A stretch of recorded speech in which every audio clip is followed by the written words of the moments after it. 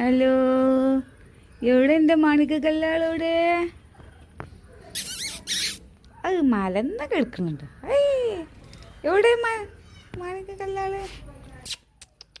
ആ ആ ദാ.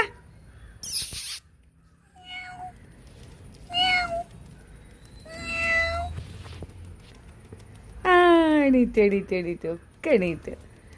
ആ എൻ്റെ ലച്ചുവിൻ്റെ കുട്ടികളൊക്കെ എണീറ്റു. ഇതൊക്കെ മണിക്കല്ല് വരുന്നേ